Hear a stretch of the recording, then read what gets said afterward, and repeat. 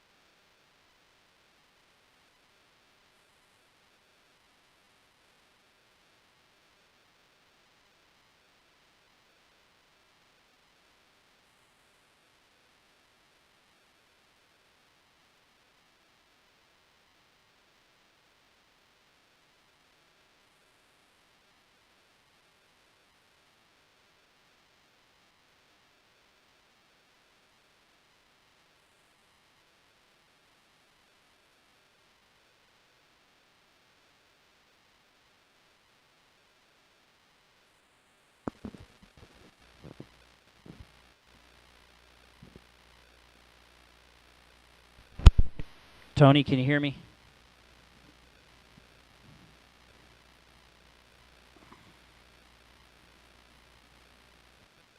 Tony, can you hear me? Yeah, I'm not getting audio either. All right, I'm going to...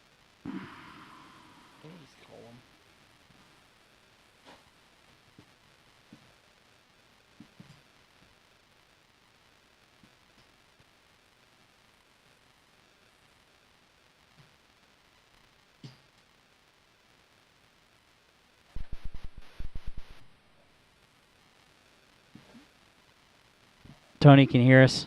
Hello? Hey, can you hear us okay? Yeah, but it's I hear you on both things. You hear? Okay. All right, let me disconnect this one then. All right, give me a second.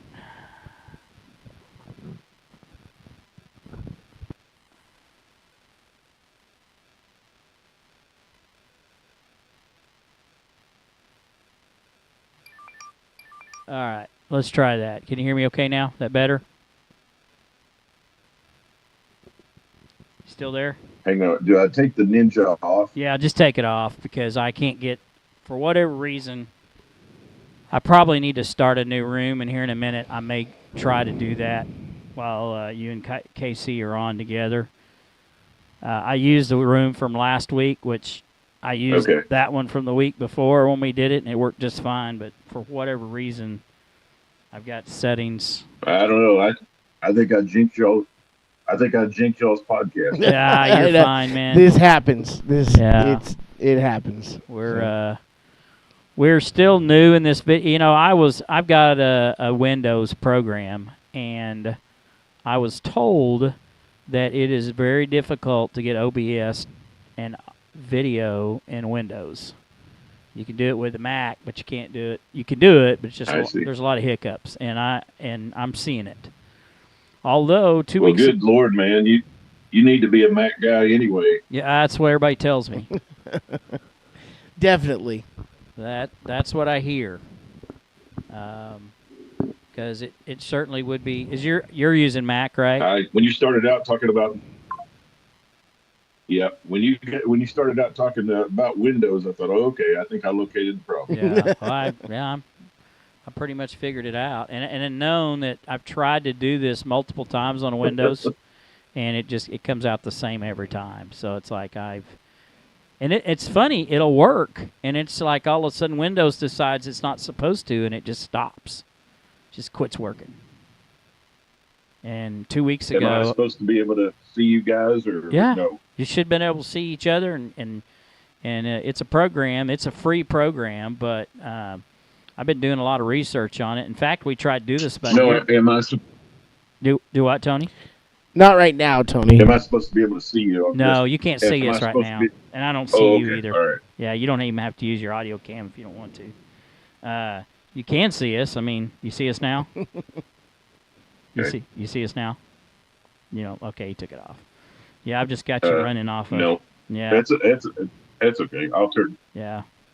So if you're joining us for the first time, we didn't even do an intro tonight, so everybody's going, what the heck is going on? Oh, did we start? We started we're on. We're on live? Oh, we've been live for 5 minutes now. Oh, gosh. Everybody's heard all the tribulations. Oh, my gosh. Of Faithletic The Podcast. I'm coaching with KC. And that's your cue, Tony. Tony Richards. Yeah. And we are Faithletic The Podcast. That was a thing we started on our old radio show. We had an internet radio show, I don't know, 5 years or so ago. That's how I got my start, and then KC came along. It was on a show called Crossover Radio. It was just an upstart internet radio show. And I got invited to come on it, and then it was called the OT. So OT with DB, and then we had the Major, which was my co-host, and then KC come on, so we'd go, this is the OT, and it's like, welcome tonight, I'm Coach, and I'm with the Major and KC, and we are OT. So anyway, now we moved it on over here. Yeah.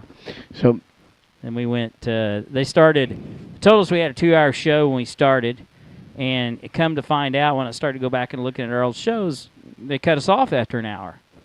It's like, what the what? Rude. So now we just do whatever we want. And a couple of people told me about it. Says, hey, we didn't hear all your show. It was like it went dead, and they went to something else. And I didn't really think anything of it. And then I got to looking like, hey, what, why my last hour of our show?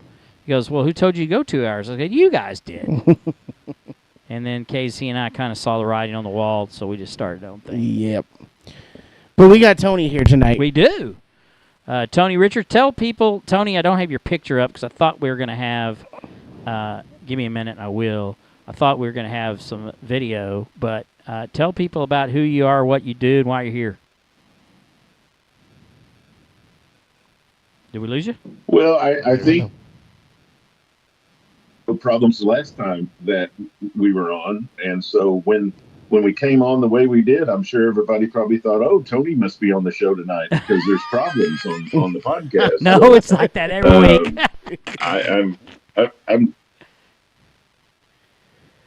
I'm glad to be here.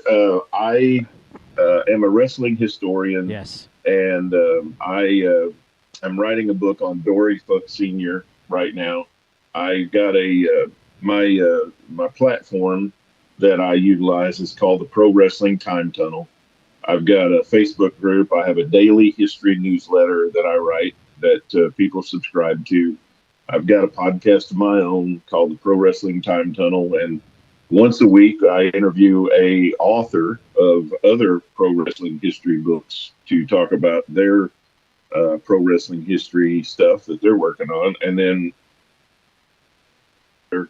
version of that podcast called Territories, Towns, and Buildings. And I talk to wrestlers and bookers and people in the business about territories. And we just released our Georgia 1975 today with Bob. He was a referee and worked in the front office of the Georgia office back in those days. And so it's fun. We have a lot of fun. And I'm at the stage of my life where I'm sort of in a little bit of semi-retirement with my business. And so I told myself, as I'm winding down on the business world, I'm going to spend the rest of my life documenting and talking pro wrestling history with my friends. And there's nothing I'd rather do. So that's what we're doing here tonight. Love that. Love that. And where can we find your podcast if we wanted to check that out, Tony? Well, you can search for it on YouTube, or you can go to Substack, and you can search for Pro Wrestling Time Tunnel, Tony Richards, and you'll find my newsletter, you'll find the podcast, you'll find everything that I do there on Substack. Very cool. Very if you cool. put your email address in and subscribe, it's free to subscribe to the newsletter and the podcast. And then if you want access to my other writings that I've written, then it's a real small $5 a month for subscription. But you can get the podcast for a free subscription. Gotcha. Okay, so Substack and YouTube, that's where you're headed. So that's where a lot of the people live right now. Yeah. So it's a good spot to be. Very cool. Tony, what prompted you to write a book on Dory Funk Sr.? Well, I grew up with the Tennessee wrestling, and I grew up in Western Kentucky. And I got Doulis Welch Wrestling out of Nashville, and I also got an outlaw wrestling promotion in Western Kentucky called Phil Golden's All-Star Wrestling. And so I became a wrestling fan in 1972, and I remember seeing Dory Funk Jr. as the world champion in the magazines. And then a couple of years later, Terry Funk won the world title, saw him in the magazines, and I'm 12, 13, 14 years old, and I don't have a driver's license, and the only way I get to any wrestling matches is if I ride with our neighbor down the road. And the Funks didn't come to Tennessee that often, and I'm thinking I'm never going to get to see these guys. Yeah. Well, in 1981, when Terry Funk came in and did a program with Jerry Lawler, and they did the empty arena angle, I had my driver's license, and I Yeah. was 18 years old in 1981, and I said, you know what? I'm going to go and see these guys. And so I went to Memphis. I went to Louisiana. I went everywhere that week. Terry was in the territory. Then Dory Jr. came in. They did tag matches, and I went around and saw them that time too. And I just got interested in them because I didn't Mm-hmm. grow up in Texas, so I Right. didn't see them until then. And time I would see a family photo of them, there would just be something in my heart that would say, "You need to investigate those guys. You need to learn more about them." I was just drawn to them, and then I decided I was going to just dive into it a little bit, do it. Turned into a whole project, and a couple of really good friends of mine said, "You know what? You ought to just write a book. You got enough stuff Yeah. here, So that's kind of how it all came about. It was just kind of one of those I stumbled into it kind of things.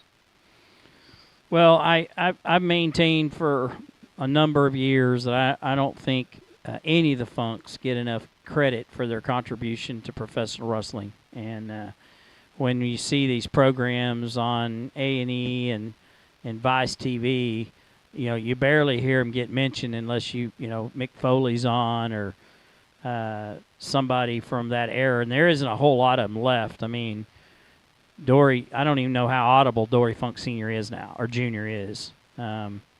Doesn't seem that he's very much. Well, I just saw.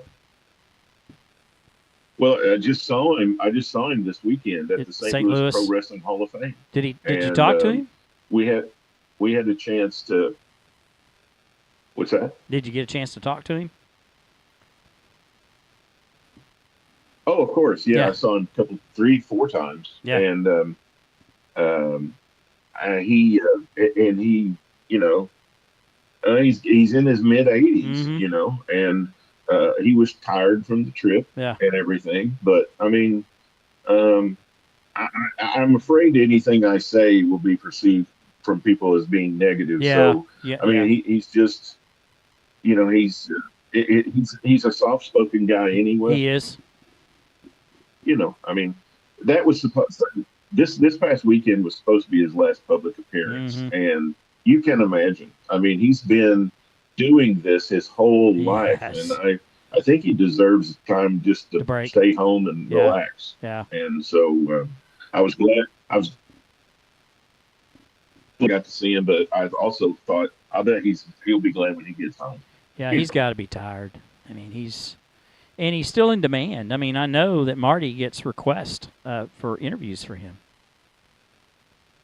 Mm-hmm. Oh yeah, no, yeah. Everybody was excited to see him. Yeah. He came in wearing his black and white Texas Broncos jacket that he and Terry used to wear as tag team in Japan, Yep. and he had his white cowboy hat on. And I mean, when he came in, Marty was helping him come in, and when they came in, the sea parted. Yeah. That's cool. Everybody was glad to see him. That's cool. So one of the things I wanted to talk to tonight, and for the people who are big wrestling fans, and I guess this is 50 plus years ago, getting close to it anyway, or no, it is 50 plus. So those that don't know it, the world title was decided by committee. I mean, it wasn't like one person saying we're going to put the belt on somebody. There were all these territories, and probably in that time frame, you Right. correct me, Tony, there was probably close to 20 territories in the early 70s. Would you say it's close? No. NWA wise? The way I like to describe it, and people get this confused all the time. The territory was not a member. The booking office that the territory got their talent from was a member. Okay. The booking offices were the members of the NWA, and the promoters who owned those booking offices Right. were members. So, for example, right, Mike London was the promoter in Albuquerque, New Mexico, and Clovis, New Mexico. but he was not a member of the NWA. The Okay. Amarillo office and the Funks were the members Right. because they owned the booking office. Right. So so there's probably around 50 booking offices Oh, wow. in 1975. So Wow. the NWA membership, I can't quote it to you right off the top of my head for the mid 70s, but at its height, probably had somewhere around 75 members That's a in lot. the NWA worldwide. Now, out of that 75 booking office membership, there was a champion NWA, and the Right. championship committee had anywhere from 7 to 10 people who would discuss and talk about the championship. Right. And they would talk about who the champion was and when it was going to be time to change champions. And it it depended upon the person holding the title. As long as they were still drawing money, Yes. and the promoters were all satisfied with the way they handled themselves and all that, they kept the title on the guy until anymore. Almost everybody at some point or other, for some people it was 3 years, for some people it was 2 years, Mm-hmm. for some people like Terry, it was a little over a year. And they would say, "Hey guys, I'm ready to give this thing up. Yeah. Like this schedule is killing me." And in Terry's case, he was both tired of the schedule, but he also was getting back together with Yes. Vicky, and he Yep. wanted to put more emphasis on his personal life. He did. And a traveling NWA champion was, maintaining a relationship at home was difficult. They were gone. So because you were just going from town to town and city to city all the time. But the NWA had other committees too. They had a television committee, they had a grievance committee, they had a membership committee.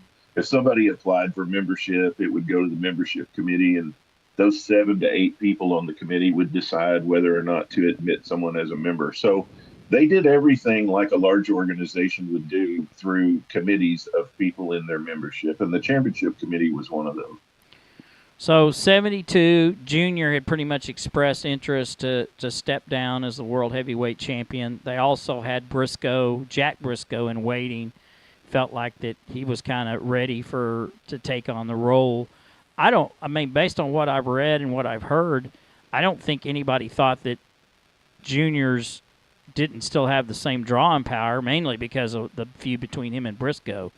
But they made the decision in the committee meeting, I guess December of 72 or somewhere around there, that Briscoe would become the new champion. Yes. So I'm going to let you kind of explain why that didn't happen, because Junior agreed to drop the belt. They agreed Briscoe was going to have it, and then between then and March 1st, something changed. So I'd kind of like to see your perspective on what you know and what you believe is factual, and why Briscoe ended up finally getting the belt, but it didn't go the way he wanted it to. Well, I think what happened was the committee had decided that it was time for a change. Eddie Graham was powerful in the NWA, and Briscoe was his guy. So Jack had the backing of Eddie, and he was a huge draw in Florida. He was the number one babyface in Florida.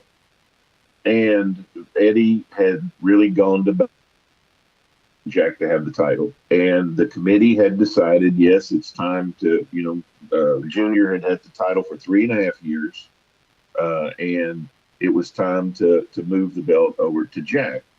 Now, what wasn't decided at that time was the timing of it. Senior was not happy with the decision to take it from Junior to Jack. But the wheels of the political process in the NWA kept churning, and they finally decided that it was going to take place in Houston, and they booked a match for Houston. Now, one of the reasons that the Briscoes were not happy with the way things were going is because what they would do with the contender, the number one contender who title. They would go around to all the territories and lose matches Yes. because when they became champion and came back as champion, then that would give the fans in that territory say, hey, Briscoe was here and he got beat by our guy last time. He's the champion and our guy can beat him, right? Yes. So Briscoe goes around all the territories. He gets beat by all the top contenders. He does the job for all the top contenders to get ready to receive the title. And then the next time he goes around, the scenario's built like I described. Well, once the date was set for Houston, Junior has an accident on the Double Cross Ranch. And he runs his pickup truck into a small little ravine. I really don't know how large or small it was. It was big enough but it wasn't big enough to kill him or anything like that. But it did a lot of damage to the pickup truck. And the Senior was also injured somewhat, but not to the extent of Junior. Junior was driving. He had a lot of head lacerations, and he really hurt his shoulder. Yeah, he dislocated his shoulder. He had to be taken to the hospital, and he dislocated his shoulder. And now this is where the story gets fuzzy because according to Senior, he stayed in the hospital for a couple of days, and the pictures are out there of him being in the hospital, right. being in the hospital bed or whatever. The contention from the Briscoes is the Funks are working us. Mm-hmm. He's not hurt that bad. They're just not wanting to give up the title to Jack. Now, then, this is the question. Why does Senior have such a problem with Briscoe beating Junior? And this is really something that I don't think, it's going to be in my book, but I don't think too many people really touch on this. Most people say, well, Senior didn't want Junior to get beat by a babyface. Correct. He wanted him to somehow get, he somehow wanted him to get screwed out of the title. Yeah. Right? Yeah. Sorry to use that word. But it's good. A wrestling word. It's a wrestling word. It is. 100%. When somebody has a finish where the babyface gets cheated by the heel, it's just common to say he got screwed out of the finish, right? So that's kind of what that's what Senior wanted to happen, but he didn't want it to be a babyface, and Jack didn't want to cheat to get the title because Jack is a former NCAA champion, which also plays into this story. Yeah. He won the NCAA championship in 1965, right? And so he's an amateur champion, and now here's kind of where I go different on this from people, and this, like I said, is going to be in my book. I don't think that. Well, let me set it up this way. Junior was always promoted as a highly capable, highly skilled college athlete. Yep. He was always promoted as being from West Texas University. He always wore his West Texas University jacket to the ring. Matter of fact, one time they did a whole angle in Houston. Jose Lothario stole his West Texas jacket. That was a whole angle that played out in Houston for 2 or 3 years. I don't think Senior wanted Junior to get beat by a NCAA world champion wrestler. I think Senior thought if Briscoe, who's a 1965 NCAA champion, beats Junior, that's going to hurt Junior's reputation. Yeah, credibility. And he had a problem with it. So Junior has the accident, and somehow or another, Well, stop here for a second. So Bob Geigel wrestled in Amarillo back in the 50s. Yes. And he and Senior were very, very close. Yes. Very, very close. When Harley Race started his career, he started out by being Happy Humphrey's driver. Yep. And he drove Happy Humphrey around and took care of him. For those of you who don't know, Happy Humphrey was 600 pounds. He was a huge man that couldn't take care of himself personally. And Harley had to drive him, had to basically give him baths. He'd take him out and wash him off with a garden hose and all these other things. If you read Harley's book, you can read all about it.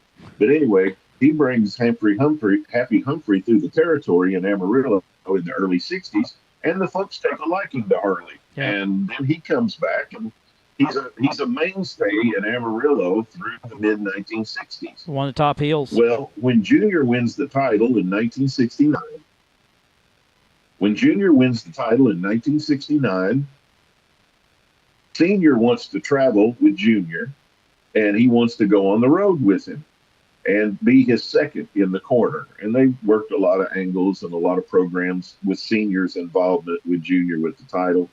And so Amarillo had never had a booker besides Sarpolis, who was the booker for a long time. Doc Sarpolis dies of a heart attack in 1967. In 1969, when Senior takes, or 67, when Senior takes over, then Junior wins the title in 69, and Senior wants to go on the road. Who do they bring in as Amarillo's first booker? Harley Race. Harley Race. So they've got a tight relationship. So somewhere in there, through the close relationship with Geigel and Race, Senior proposes that Harley beats Junior in Kansas City, yep, which is their home main city, right? Correct. And Senior says, Junior is hurt. He's gonna have to be out, but I think he can do a match in Kansas City, and I think that would be the great place to get the title. And anyway, it gets worked out, and Jim Barnett calls Harley Race. Jim Barnett, here's another character in the story. Mm-hmm. He's coming back in the United States, and he's getting involved in the NWA title championship committee picture, and he calls Harley Race and tells Harley, look, we're going to put the title on you, but it's only going to be for a couple of months, and then you're going to hand it off to Briscoe. Are you interested? And Harley goes, oh, man, if I get the title for just a few months, I'd be interested. So that's what they end up doing. They end up putting it on Harley. Harley keeps it for a few months. And then Paul Bosch, he's not happy because he's supposed to get Junior and Briscoe in a title match. Yeah. They've been building it up for a year. Right. And he's supposed to get the title switch. So he gets his title switch, but he gets Briscoe and Race, not Briscoe and Funk Jr. But he gets a lot of return matches between Funk Jr. and Briscoe once Jack has the title. Well, and that was another thing that doesn't get mentioned very often is that the economic ramifications, not only real ramifications, that makes sense, benefits of having Junior, who never really lost the title to Briscoe anyway, and Briscoe couldn't beat him when he was the challenger. Now you got a whole other thing to build upon, and the territories where they go into and wrestle each other, just like they did when Junior was champion. And a lot of the folklore is that's one of the other reasons. Because Junior, yeah. Go ahead, Tony. Yeah, go ahead. Sorry. No, go ahead. Go ahead. No, it was one of the other reasons that. Oh, I was just going to say.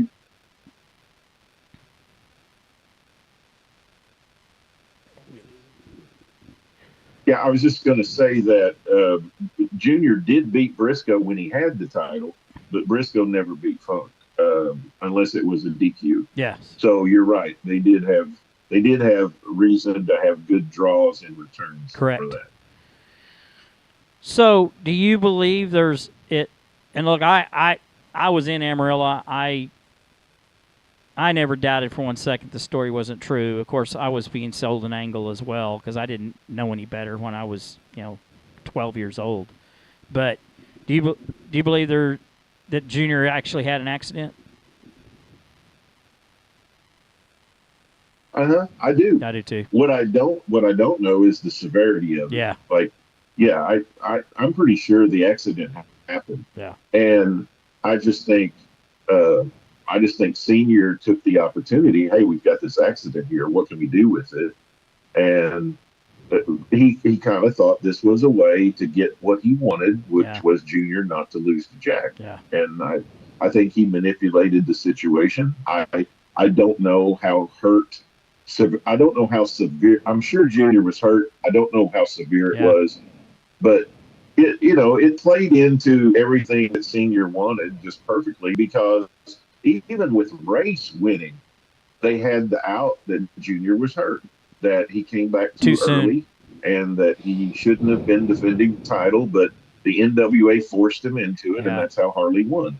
And Harley didn't mind winning under those circumstances. He just wanted to win. And Junior did get screwed. I think Senior got a Senior. What's that? I said Junior did get screwed in the match.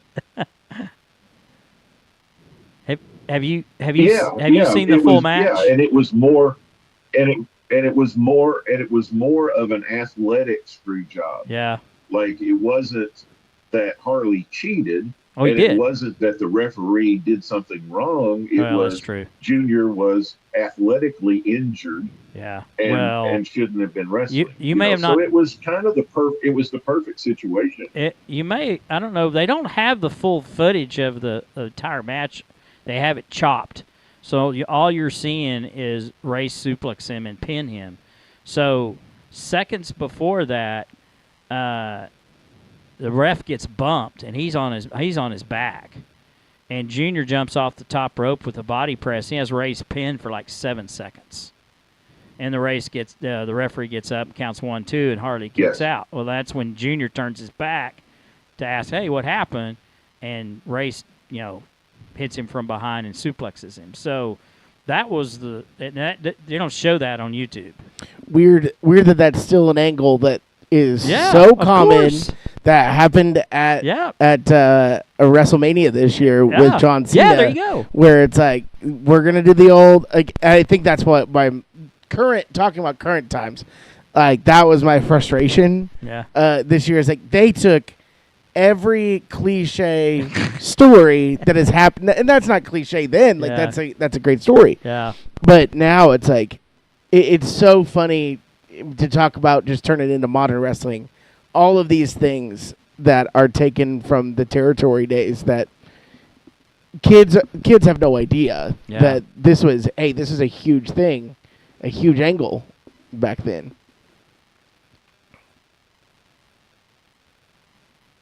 Right.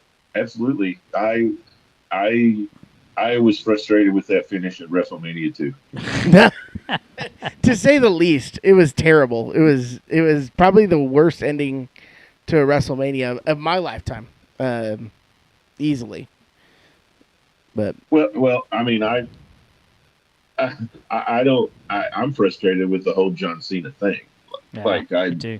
I'm like, I don't understand what you guys are doing. Like, that's exactly what I said before on the air. Just a little bit, like, we had a little bit of, current wrestling talk beforehand, and I don't understand that angle at all. Like, I know you could have put the belt on him in a different way, but at WrestleMania, to basically totally take away Cody's story, like, he hasn't won a match in 5 years or something like that, and then it's like, oh yeah, since it's his last time, we're gonna put it on him. But yeah, that's a whole different story. That's a tangent. That's how I can enter into the conversation. It's a whole other show. It reminds me of when people say, and I don't disagree with them, but people say, man, does this wrestler not know when it's over? Like, why are they keeping on wrestling? They should have had their last match a long time ago. I think the whole booking committee in WWE is under that right now. Like, did they not know this was all over a long time ago? Like, why are they doing this? Why didn't they just retire the guy and let it be over? That I don't. The only thing that I can understand is ratings. Is that John Cena still does? He's the Cowboys, a little bit. So maybe that's the reason why. Yeah, but the minute he wins it, you Yeah, lose him. but You're I didn't just know trying- the ratings were bad. And they're not. You're right. That's the thing. Is like it right now. It's as hot as it's been since. Oh gosh, I don't know. Probably. I mean, it's. I can talk about it with my. The reason why I know it's popular right now is because it's popular even amongst my 8th grade students who are too cool for everything, and they're watching WWE again. And in my 5 years of teaching, that's never happened. It's like kids are starting to watch again. So the Netflix deal was a huge deal that it became available to that young generation. So yeah, ratings are not a problem, and then you do this. Like, there's these kids that are grasping on to Roman Reigns and Cody Rhodes and Jey Uso, and then you're like, well, we gotta get him to have the 17th world title, So I don't know what that's all about. Well, normally the economic cycle cools you off, but it's like these guys are doing it to themselves, like on purpose. They are. I don't understand it, but I don't totally get modern. I don't totally get modern booking anyway, but even I understand this doesn't make sense. Fair enough. I respect that. Well, so getting back to the story for a second. So let's just say that Briscoe, Junior supposedly doesn't have the accident. He drops the belt to Briscoe in Houston in March 1st of 73. March 1st or 2nd, I can't remember the exact date. How does that change the dynamics of wrestling? I mean, do you believe, or the dynamics of that world title, do you believe that Briscoe keeps it as long as he does because he ends up wanting to drop the belt after 2.5 years? Or does he get a little extra? He kind of got 6 more months, I guess, he would have gotten at the title. So what is your thought on that? Do you think that Terry gets it sooner? Do things change there?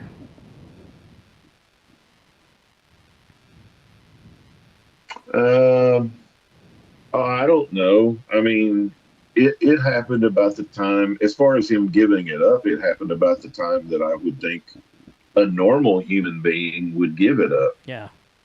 So he had it about the length of time that I thought. And he drew really well. Jack drew really well. And he, I thought he was a great champion. I thought he's probably, in my estimation, he's probably the second greatest NWA champion that we've ever had.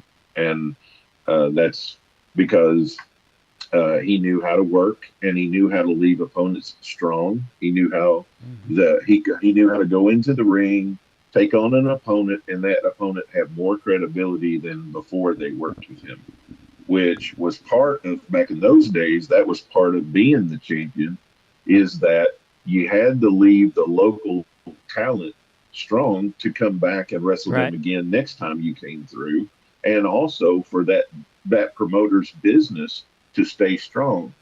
So Jack was good at that, and so I've been really pleased with his title reign. I thought it was really good. And I think what may have surprised some people is he was able to go into some territories, particularly Amarillo, and play the heel pretty well. I mean, he was hated in Amarillo. I mean, he really was a heel in St. Louis when you think about it. I mean, Junior was the babyface in St. Louis when Briscoe had the title. So I thought he played the heel pretty good. Yeah, well, if he went into a let's use Memphis for example. So when Briscoe comes in and he defends the title in '74 against Lawler, Lawler's the #1 contender. Well, Briscoe's the heel.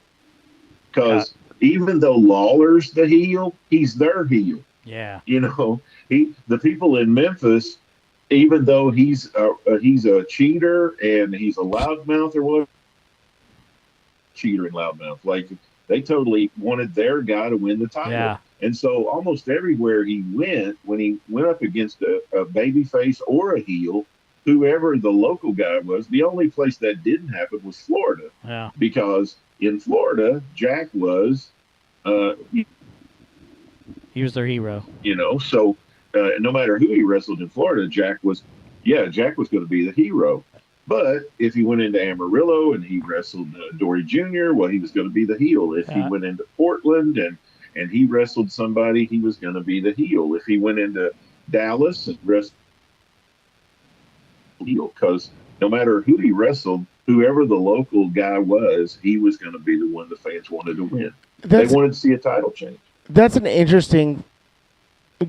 I never thought about that. That they, even if they were the champion, as a baby face, they would likely come against that. I never even thought about that, and that even makes more sense why the heels lasted so much longer as champions. To me, I never made that connection before with the territories. It is, and it's more now in modern days. Go for it. Well, you have to remember that, and it's hard to keep this in mind if you still watch wrestling today, because today is so much different. Because the title doesn't mean as much now. Sure. The title was the most important title in the whole world. And the title had so much prestige and credibility, and the title changes didn't happen. There were no 17-time champions back then. Right. I mean, it was rare. It was rare for a title to occur. And if it occurred and you were there, that was a super duper special night. So everybody wanted to go because they thought, Jack looked beatable. Dory Jr., one of his greatest attributes as a champion was he looked beatable. Yeah. And when people say, and people will ask me this, they're like, I cannot believe Lou Thez is not your number one NWA champion of all time. Well, Lou didn't look like he could be beat. Yes. He was so he didn't put people proficient, and he was so, and he held the title 6 different times for long periods of time. I mean, it got to the point where people didn't think that he could be beat, and that took away from the drawing power. It took away from the credibility of the challengers, because people will be like, Lou Thez is going to be here. 60s. Now, in the 50s, people still believed that their guy could beat Lou, but by the time it got to the 60s, people are like, well, ain't no need to go down there tonight. Lou is wrestling somebody, and they're not going to beat him, And so, to me, Gene Kiniski was good at this. Jack was probably the best in that, even though you could tell he was a great wrestler and he was a highly skilled athlete, he looked like your guy could beat him. Yeah. And that was the appeal. And people wanted to be there. People wanted to be there because it's like, I think that title's going to change tonight. Well, that's the name of the game. That's what sold the tickets. Huh. That's what sold the that. tickets. I did that. I learned something. That's awesome. And to go back real quick, Tony, about Florida and talking about Jack. To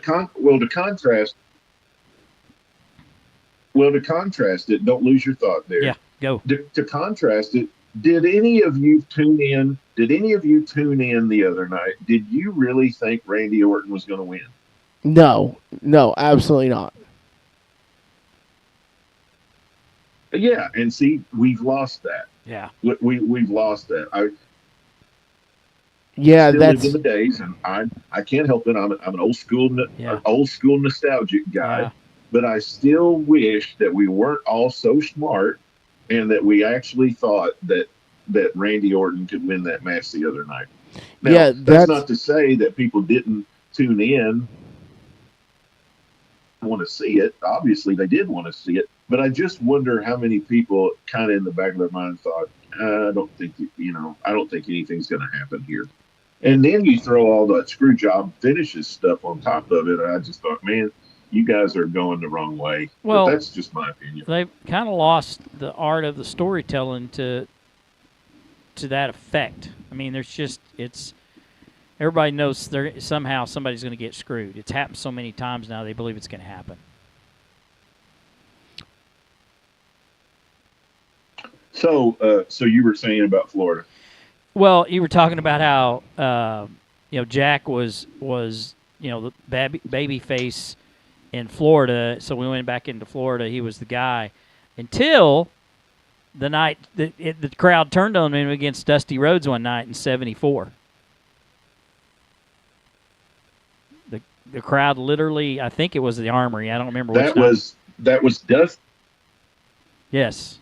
Oh yeah, it was in Tampa. It's Tampa, the Armory. And that's when that's when Dusty, that was when they started thinking, you know what, the crowd is turning Dusty Rhodes. And Eddie Graham always said that. Bill Watts always said that. Bill Watts was the booker, and he said, "I didn't turn Dusty; the crowd did." Yeah. And so, that was a unique time. Yeah. And to give Eddie and Bill credit, they went with it. Yeah, they did. No, it didn't fight it. They turned to babyface. It created changed. one of the highest. Created one of the highest box office attractions nationwide. I would agree, and I'm not a Dusty Rhodes fan by any means, but give him his due, and Bill and Eddie of recognizing it and the way they set the turn. But it actually literally started against Jack Briscoe. He turned that quick. So let the record show that Dan gave credit to Dusty Rhodes, by the way, for a second, just for a half second.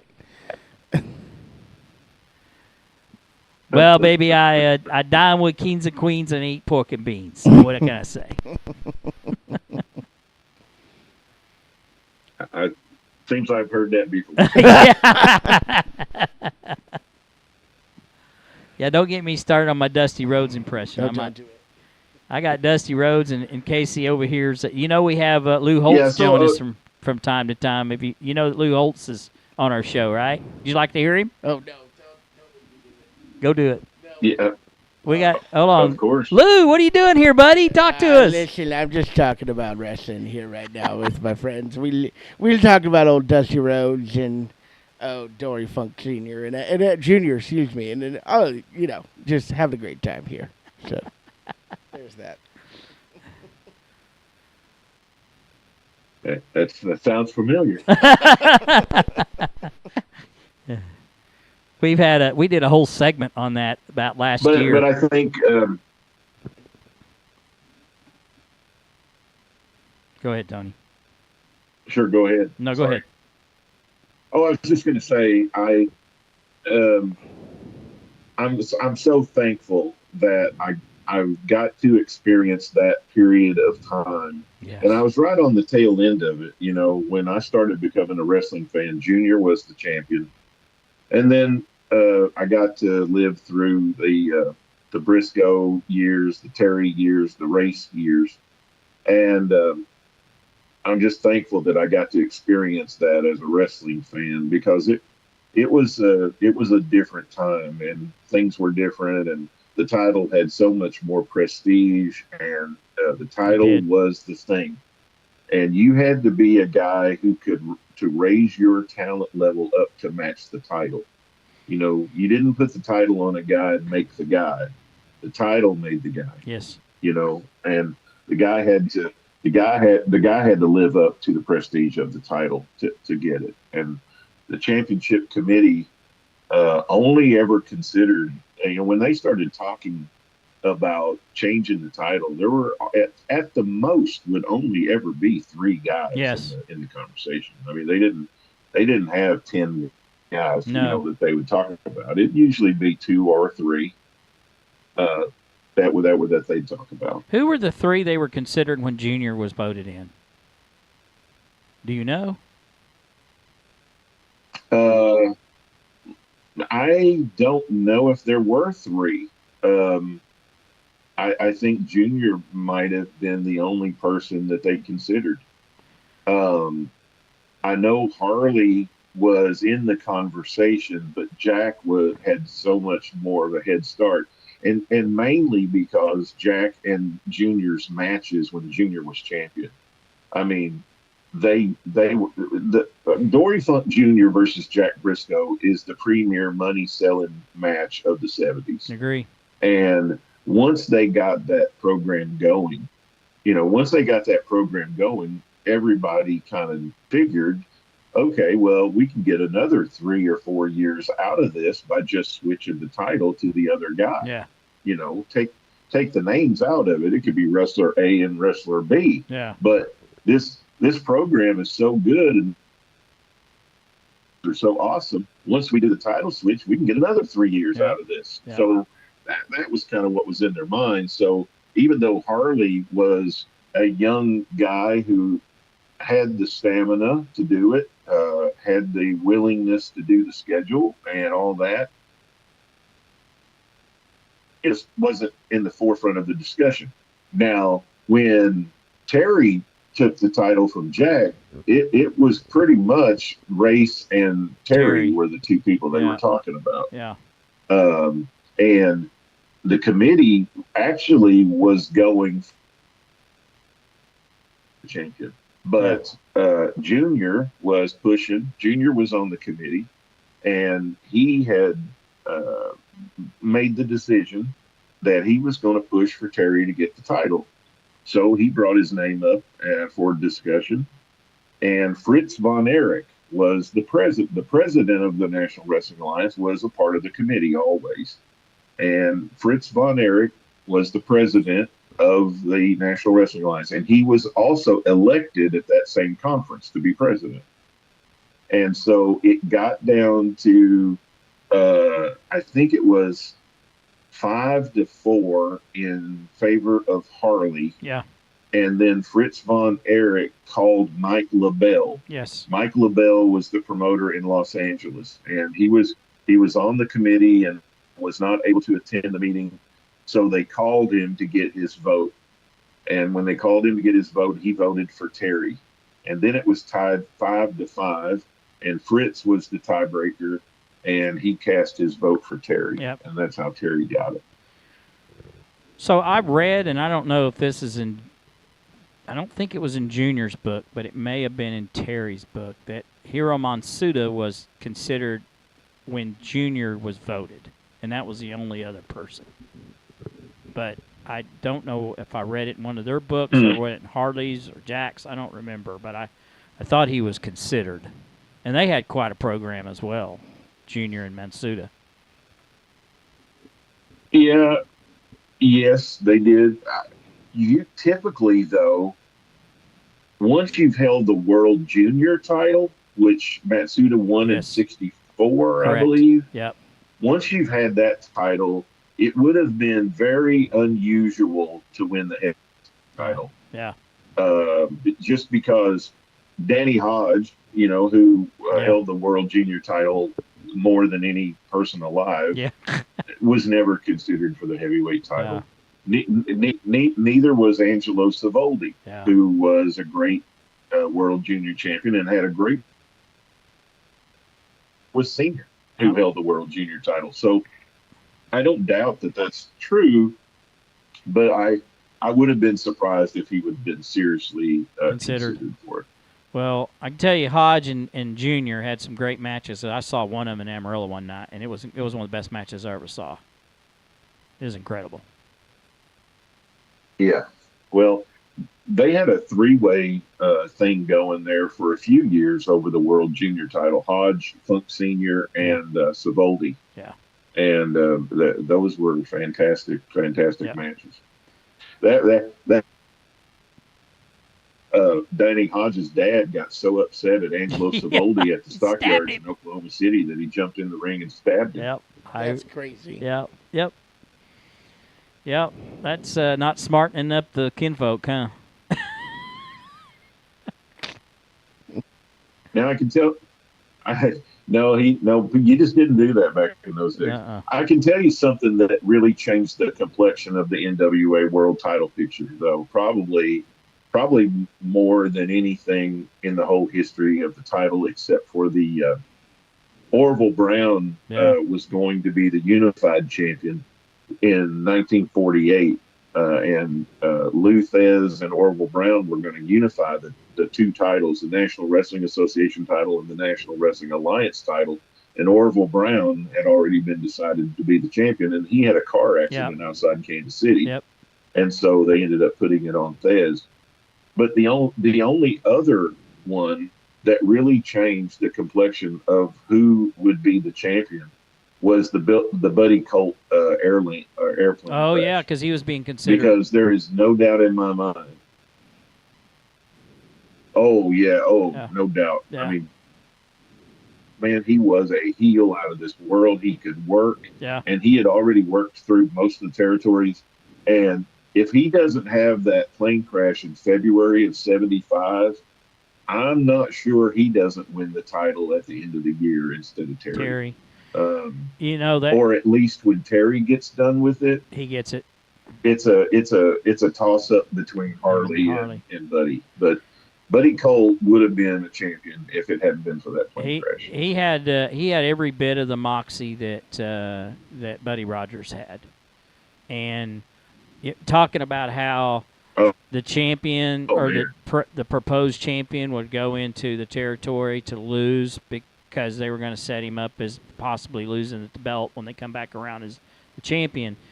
About 2 months before Junior wins the title, Buddy Colt beats Dory Funk Jr. in Amarillo. And sets that. And, of course, about a month later, 2 months later, title match against Buddy Colt. Buddy was pretty talented. Yeah, and I'm not sure. I'm not sure that Buddy wasn't kind of doing that. Either was told to do those things because career in '74 he was kind of doing that. He was kind of going around and kind of getting beat. You know, so I don't know if that was something that had been discussed or not, but I'm pretty sure that he would have been at least strongly considered. Yeah, and he never wrestled again, right? Was he done completely after the plane crash? No. Yeah, his career was over. Yeah. Now I would put him then there, and then the only other guy, I think there's only two guys that I can think of that should have been but weren't, and the only other guy was DiBiase. I think, in '81 it was Flair, Dusty, and DiBiase. Yeah. Those were the three names that were getting kicked around when it was time for Harley to move on. The three people that were talked about were Rhodes and Flair and DiBiase. And then Jim Crockett gets elected president of the NWA, and that's how we got what we got. So I think Murdoch might have gotten some consideration. I think. Well, he was briefly considered until he did the curly shuffle in St. Louis. He did himself in. And Sam said, "My champion does not do the curly shuffle." Yeah. So. You know that little spinning around thing, Curly of the Three Stooges. Yes. Yes. Very aware. And and I, to be honest with you, I'm glad Terry didn't get too out of control, because Terry wrestled in St. Louis a lot from 70 to 75. Yep. And I'm glad Terry didn't go over the top the way Terry can do, because I could see Sam going, I don't know about Terry. Well, he gets tangled up in the ropes a little too much for the champion. Tony, he got in a little bit of hot water with Sam, but he always, because he drew so well, I think, because I can remember Terry talking about in his book, like, one of the things that Sam didn't want is, the same things you're talking about. And one of the things that he said, no wrestling out on the floor, and Terry would continually do that. and it drove Sam Right. nuts. And Right. and so Terry was a little crazy. I mean, you got to admit it. I mean, Terry was broke the mold when it comes to NWA champions. I mean, he did it differently, and you can see in his interviews where he talks about being an offensive champion. He was that. He went at people, which would get him a little bit in trouble at times with his theatrics. But yeah, he could have gotten it. He's lucky that Sam loved Junior so much, I think.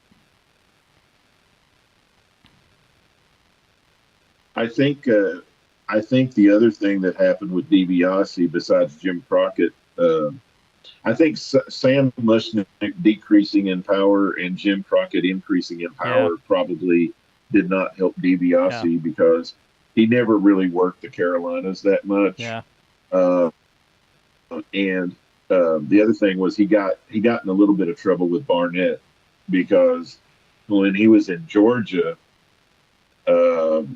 when people would ask him, how are things in Georgia, he'd go, not real good. You know, most of our stuff doesn't make sense and we need a new booker. And,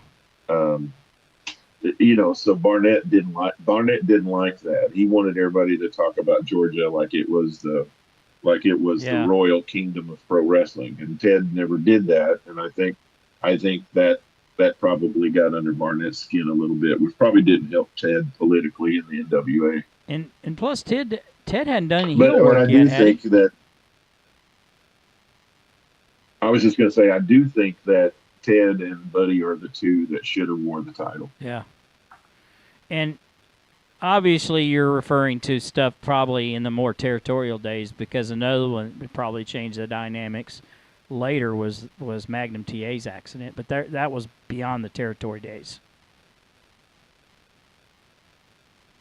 Well, we were still kind of. I think the territory days kind of lasted till '90. That's kind of my mark of demarcation. But there were several things there. I think David Von Erich passing away. Yeah, that's true. I think Barry Windham leaving Crockett and going to the WWF. Yep. Magnum's accident. I think all three of those things changed the dynamics, and I think that's why Flair because I think they were ready to try David out and at least have one or two title changes with Flair. Yeah.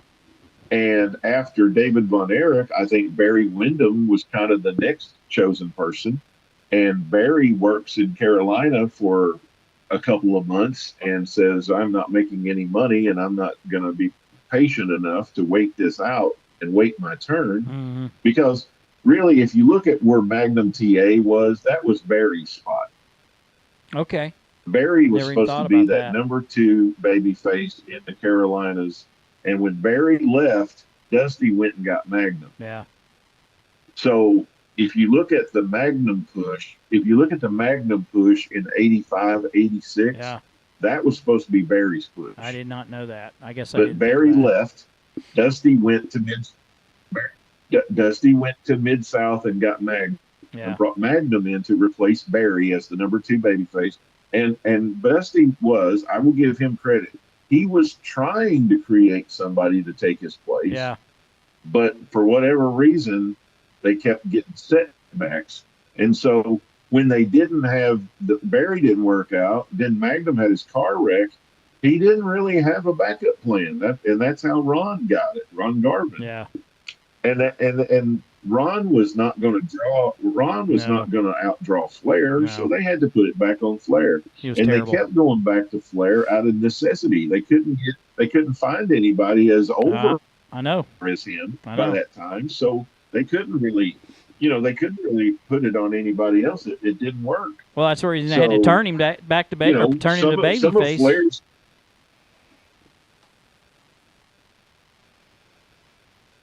What's that? I said, that's the reason they turned him babyface with Terry. They didn't have anybody, so he made him the face. Yes.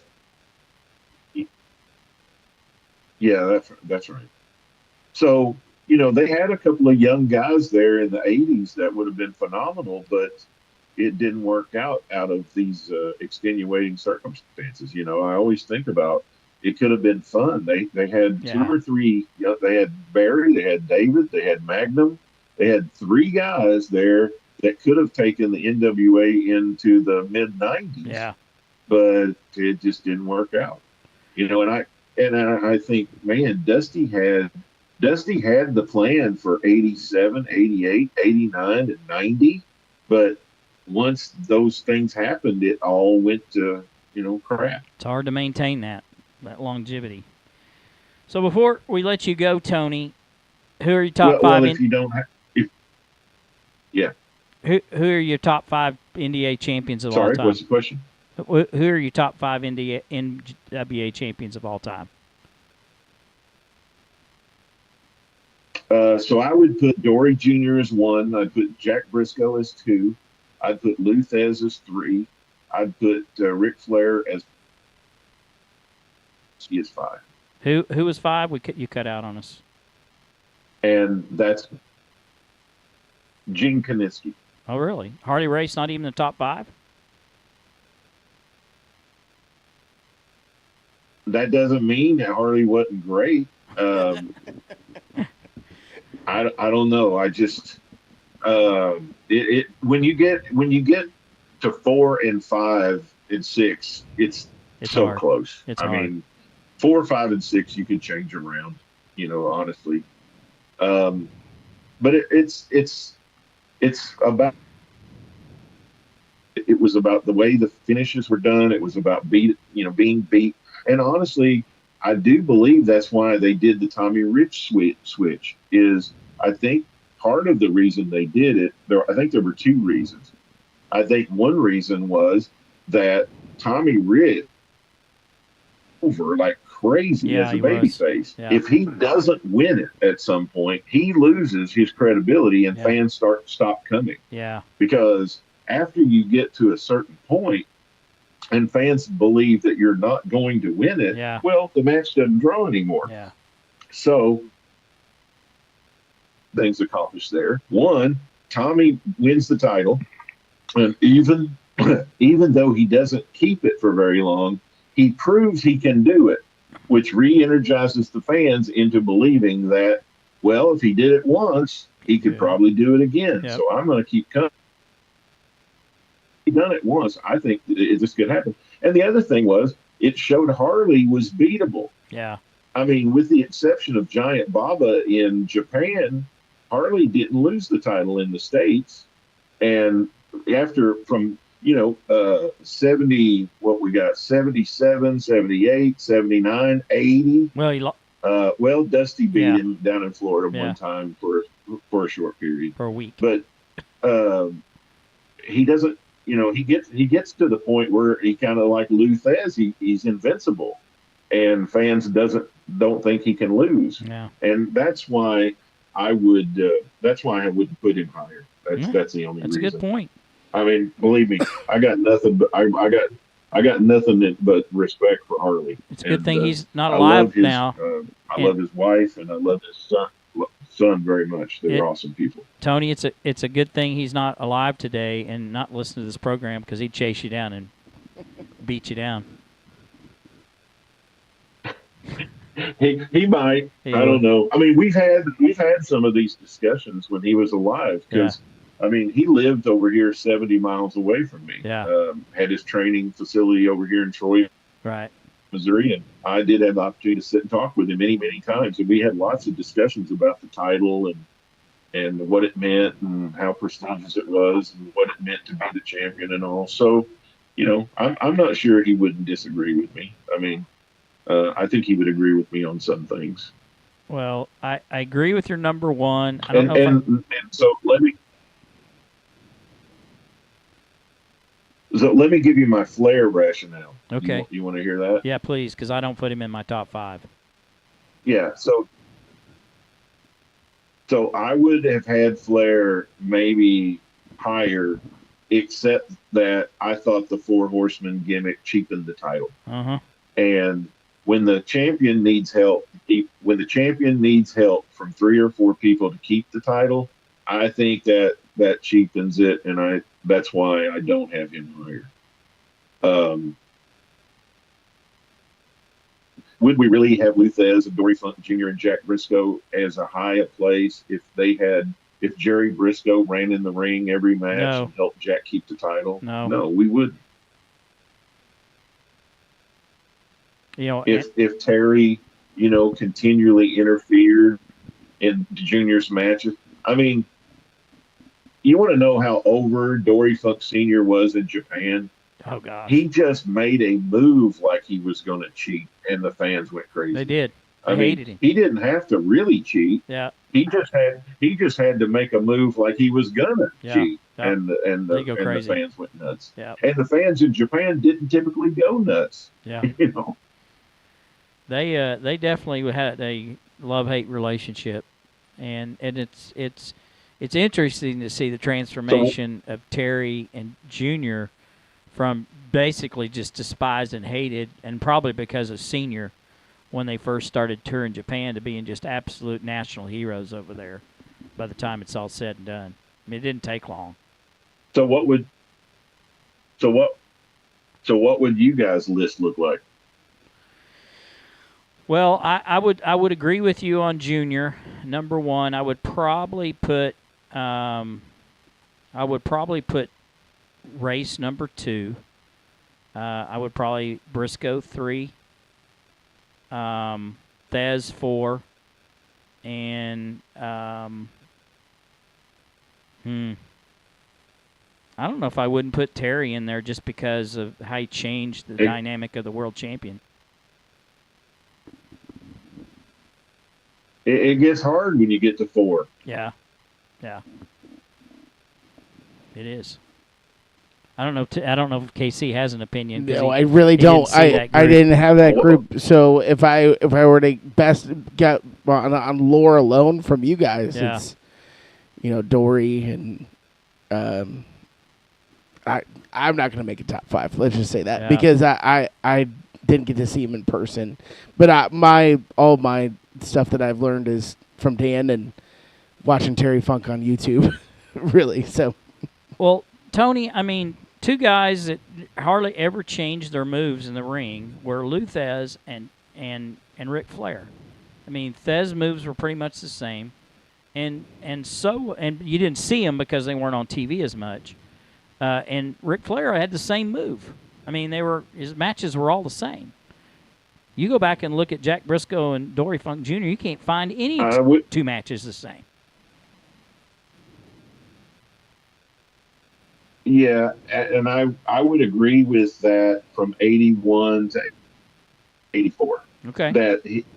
Actually, it's the other way around. I would agree with that from 84 for the rest of Flair's career. Yeah. But from 81 to 84, I mean, you looked at all of his matches are not the same. I mean, he wrestles different matches for different opponents. Yeah. But when Crockett kind of tries to take over the world and he's pretty much wrestling the same dudes all the time, he got into a routine. There's no doubt about it. That's a good point. All right, so what is your? I think there are two. I think there's two. I was just going to say I think there's 2 halves of Flair's career. Yeah, I agree with that. And the second half, due to recency bias, I think that affects people because they saw more of him. There's more videotape of him readily available in the second half than there is the first half. That's true. If you go back and you look at his matches against the Von Erichs, or if you go look at his matches in Japan or whatever, I mean, I saw a match the other day where he had a dude in an abdominal stretch. Now, there's probably people that don't even think Flair could do an abdominal stretch, but he had one on him, and this was like a match in 82. Yeah.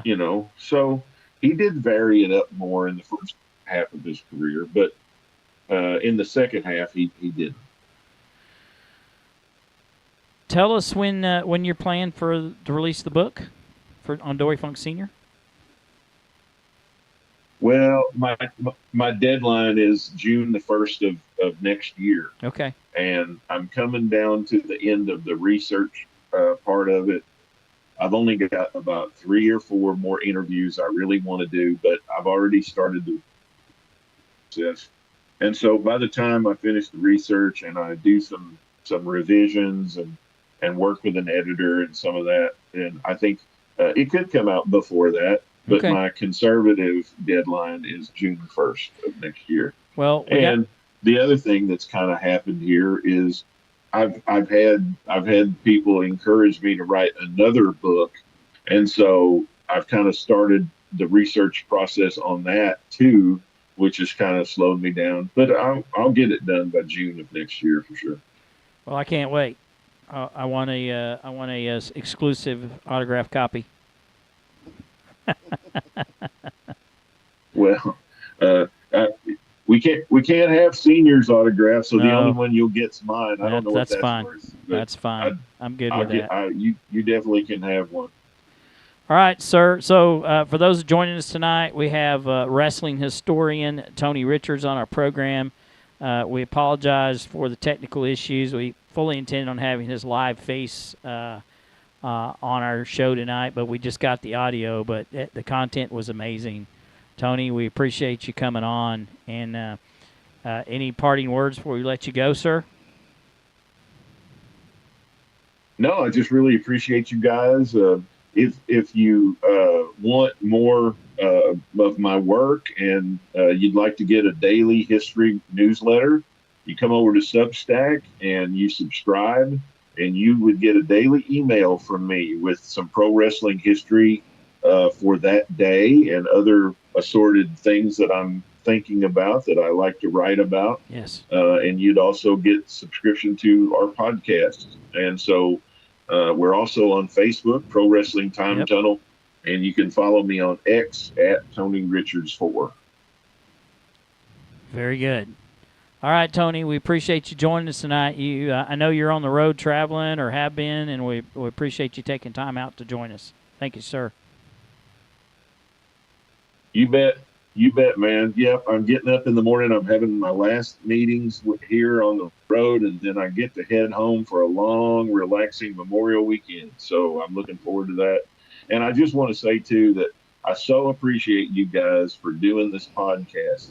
Not just for the wrestling stuff or the sports stuff, but I also appreciate you for spreading the gospel. You're welcome. Being men of faith and exposing people that may come to your podcast for other reasons, but they get really important information and they get support here. And I want you to know I'm really proud of you guys for doing that.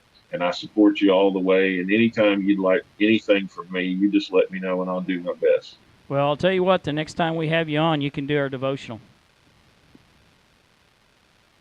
Well, we could do that. We could do that for sure. But that's important to me, and I think it's important to the internet community that you guys are doing that. So thank you for doing that, and I support you, and I'm proud of you for it. That's how we got started because the Crossover Radio was a Christian radio internet station, so that's how we got going.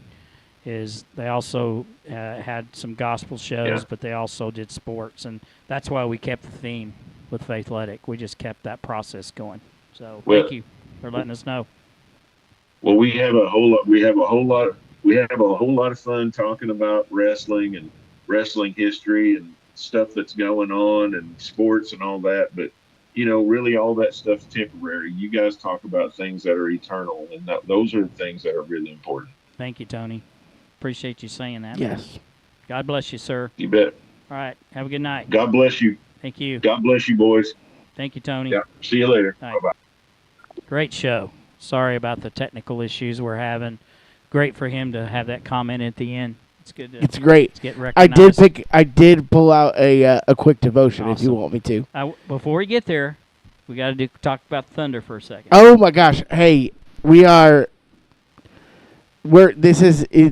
it's go time. It's go time. Yep. I got nothing other to say other than, hey, SGA is the MVP. Yes, he is. Which was announced today, actually this afternoon. Yes. He had his press conference and he was emotional. He was able to thank his wife or his fiance. Yeah. And he's got a little boy that is he's pretty proud of. He went over there and kissed them both during halftime Sweet. yesterday, and it was really Sweet. cool. And Yeah. big win, looked good. As long as that defense plays swarming like it does, Yeah. we might be head of the finals. But I'm not there yet. I got to see game 2. You know how I am about teams that I pull for. Yeah, I know you are. Tomorrow we had plans to go to Mission Impossible, which I'm excited about seeing. And I said I can't go, Dan. Yeah. I gotta go watch the Thunder. So anyway, I'm excited. I'm not gonna get too excited though because I don't want to be let down. I don't want to be let down. Yeah, I know you don't, but you're still gonna get excited. I was excited last night for sure. So more excited for the Chiefs or more excited for the Thunder? It's different. I was definitely more excited for the Chiefs. I'm not gonna lie. That's my childhood team. Yeah. This is my adopted team 10 years ago when I moved here. Yeah. But I have put a lot of emotional equity into this team, watching a lot of games over the past 4 seasons. Yep. I really got on the bandwagon. I was like, oh, this team's really fun. And to see them evolve over the last 4 years. I mean, I was going to the games 4 years ago with, half arena full and what's happened at Loud City. Yeah. And that's not to say our attendance was still pretty good. It just wasn't like it is now or 2012. Energy. Yeah. So energy's not the same. Yeah. So I'm excited for sure. Sweet. So just you heard Tony mention about us and kind of what our mainstay is. I mean, we're believers in the gospel, and we are one of the things that we're going to do on every show. And we don't have to say time permitting because we have unlimited time if we want it. We are over tonight by about almost 30 minutes. But we are going to share a devotional before we go. Our name is Faithletic. We're a little bit sports and a little bit of gospel. And we want to just bring good hope and good news and hope to those who are listening. Maybe searching and looking for hope somewhere down the line or struggling. And let's face it, we all have times when things don't go our way. And look, I just take this real quick minute. One of my friends passed away last Monday night. His name was John Workin. He was the executive vice president of Quail Creek Bank, but he was more important than that. He was one of the men that ordained me when I became a deacon. And he died suddenly of a heart attack in his sleep a week ago Monday. And we attended his services on this Monday, and we were part of the church that he was part of for 15 years. My wife and I are married in that church, and so just condolences out to his family. Yep. One of his sons, Zach, is an author and works for Lifeway, and he heads up youth ministries across the country. Good friend of Brian and Anthony's. Yeah. So sure. Very well known. Has a podcast of his own. Pretty cool. His other 2 kids are teachers here in Yukon. So awesome. Has deep rooted in the community. But really nice service just to see, the tribute he made to his family and to his friends and to his church. So anyway, with that thought in mind, I want to turn the devotion over, which is daily at the cross to our man Casey. So we'll see how this goes because I have 1% on my battery left. Uh-oh. But so this is a devotion that's based on the territories that I created with ChatGPT. Before the billion-dollar contracts, before the big gold belts were hoisted under pyrotechnics, there were territories. In those territories, they weren't just stepping stones. They were a whole altar. You could walk into a smoky rec center in Amarillo or a high school in Jackson, or if you paid attention, you'd witness something holy, a story told through sweat and scars, 2 men bleeding to make the crowd believe. The ropes were loose, the mat was hard, and the crowd was close enough to touch. It wasn't glamorous, it was real. These were the temples of grit and the... Oh, perfect. Oh, it's not going to be the same one. It's all right. And the men who walked those roads weren't chasing stardom. They were chasing trust, honor, heat, and respect. They drove hundreds of miles, wrestled 6 nights a week, sometimes for gas money and a handshake because the work mattered. They weren't just building the names. They were building something bigger than themselves. That's the kingdom, too. God doesn't wait for you to get to the big show. He meets you in the armory. He builds character in the quiet. In the Tuesday night shows with folding chairs and flickering lights. In the early mornings, the overlooked jobs, the prayers that nobody hears. The territories weren't less than, they were sacred ground because that's where the work happened. In Jesus, he wasn't born in an empire. He came in Nazareth, backwoods, unnoticed, forgotten by power, but not by purpose. He worked the territory. He spoke in dusty synagogues. He walked into the fishing villages. He broke bread in homes with no titles. He didn't need the Roman Colosseum. He needed faithful men and women in small towns who believed enough to follow. That's pretty cool. That's good stuff. Yeah, it was really good. So I like that. Was that one of your chat GPT? That was a chat GPT that I pulled up just towards the end there, but very cool. And Tony was awesome, and I appreciate his words at the end as well. So to beat the market, then you're. We don't want to do that. Sorry, I was getting a little closing music there. We do appreciate Tony Richards, who does the Wrestling Time Tunnel on Facebook, has us on podcast. Where was his source at? He said that he has YouTube shows and then the website Substack. There's also an app for that as well. A lot of people use that nowadays for subscription services. He said most of his stuff is not behind the paywall, but he's got a small $5 paywall for some of the other things. So, very cool show.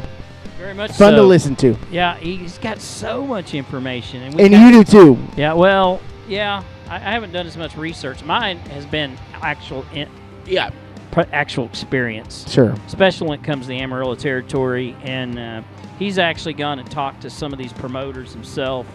Mine's through books and reading, and what I've learned from my trials as being a wrestling fan since I was 7 years old. Sure. So, but anyway, good stuff. All right. I am Coach, and I'm with Casey. And we are Faithletic The Podcast. Thanks for joining us. Have a good night. Remember, Jesus loves you.